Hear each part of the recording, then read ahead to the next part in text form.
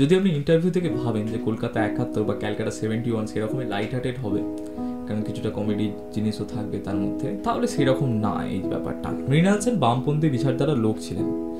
তিনি অনেক জায়গাতেই বলেছেন যে তিনি একজন প্রাইভেট মার্কসিস্ট। আক্ষরিক অর্থে তিনি যে বাংলায় বামপন্থী বিচারধারার দলটি আছে, আমি নাম নিচ্ছি না, তাতে যোগদান করেননি, কিন্তু তার সিনেমার ওপর যে একটা বামপন্থী বিচারধারার প্রভাব পড়বে সেটি স্বাভাবিক। ক্যালকাটা 71 এমন সেই ধরনের সিনেমার মধ্যে পড়ে যাকে 100% বামপন্থী সিনেমা বলা হয়।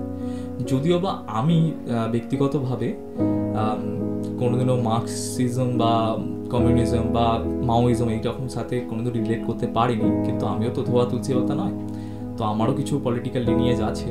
কিন্তু আমি এই সিনেমাটি মৃণাল সেন যেভাবে দেখাতে চেয়েছেন সেরকমভাবেই দেখেছি।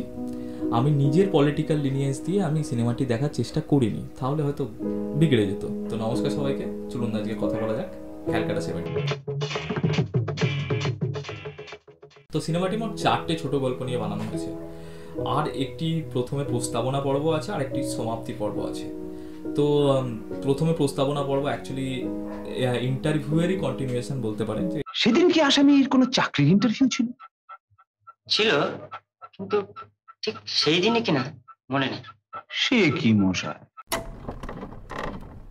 তো প্রথম গল্পটি 1930 দশকের একটি গল্প, কলকাতার একজন অতি দরিদ্র পরিবারের গল্প, যারা বলে বস্তিতে থাকে।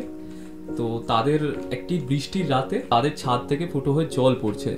এবার তাদের ফ্যামিলির মধ্যে কথোপকথন, তাদের যে অসহায়তা, কথোপকথনের মধ্যে দিয়ে বোঝানোর চেষ্টা হয়েছে। তারপর তারা ঠিক করে যে একটা অন্য আস্তানায় যাবে, সেখানেও একটু প্রবলেম আছে, একটু সমস্যা আছে, সেটি সিনেমা দেখলে বোঝা যাবে। কিন্তু শেষমেশ সেখানে যেতেই হয়, আর সেখানে গিয়ে দেখে যে ওনাদের মতন অনেক লোক ওখানে আছে, ওনারা শুধু একা না। তো এই গল্প দিয়ে বোঝায় যে কলকাতার অতি দরিদ্র পরিবারের অবস্থা কিরকম ছিল। দ্বিতীয় গল্প একটি মধ্যবিত্ত পরিবারের একজন মা এবং তার দুটি প্রাপ্তবয়স্কা মেয়ের গল্প। 1942 সালে যখন আমাদের বাংলার মন্বন্তর হয়েছিল, দুর্ভিক্ষ হয়েছিল, তখনকার গল্প। তো সেই সময় অনাহার ওর দরিদ্রতা থেকে বাঁচতে তার মা তাদের দুটি মেয়েকে পতিতাবৃত্তি করতে পাঠায়, যেটিকে সহজ ভাষায় দেহ ব্যবসা বলে। তো কালক্রমে তার একজন জার্থত দাদা একদিন তাদের সাথে দেখা করতে কলকাতায় আসে, তাদের নতুন আস্তানায়। তো তাদের সেই দার্থত দাদার সামনে তাদেরকে লুকিয়ে রাখতে হবে, আর ঠিক শেষ পর্যন্ত লুকানো যায় না। আর জার্থত দাদা কিভাবে সেটিকে এক্সপ্লোর করে, ঠিক সোজাসুজি বলা হয় না যে তারা পতিতাবৃত্তি করছে, কিন্তু তির্যকভাবে বোঝাচ্ছে যে করছে। আমি আর বেশি বলতে চাই না, সিনেমাটি দেখলে আপনি বুঝতে পারবেন কতটা হার্ড একটা মায়ের জন্য যে তার মেয়েকে পতিতাবৃত্তিতে পাঠানো। এটা বলাটাই আমার খুব কঠিন লাগছে। সিনেমাটি দেখলে বুঝবেন, কিন্তু এটি একটি খুব বাস্তব জিনিস। তৃতীয় গল্প স্বাধীনতার পর 1950 দশকের একটি নিম্ন মধ্যবিত্ত পরিবারের গল্প। এটি বাপ হারা একটি ছেলের গল্প, বাড়ির বড় ছেলে, যে চালের চোরা কারবারি করে তার সংসার চালায়।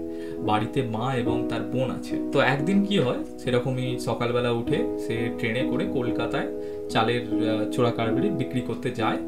তো তার সাথে ট্রেনে কি কি ঘটে, সমাজের উচ্চ স্তর থেকে নিম্ন স্তরের লোকেদের মধ্যে তাদেরকে নিয়ে কীরকম চিন্তা ভাবনা আছে, সমাজে তাদের যে গুরুত্ব আছে সেটাও কি কি আছে, আর তারা কিভাবে তাদের জীবন যাপন করতো 1950 সালে যারা নিম্ন মধ্যবিত্ত বাড়ির বাপ হাতার ছেলেরা। আর ছেলেটি শেষ পর্যন্ত কি পরিণতি হয় এই গল্পে, সেটি নিয়ে এই গল্পটি। 1971 সালে তথাকথিত উচ্চ শ্রেণীর বর্গের মানুষেরা একটি পার্টিতে পিএনপিসি করে আর মদ্যপান করে। যাদের পেটে খিদে থাকে না তারাই দর্শনের কথা বলে। তার মধ্যে একটি চরিত্র আছে যে বলছে যে গরিব মানুষদের দেখে তার খুব খারাপ লাগে, এরকম টাইপের কথা।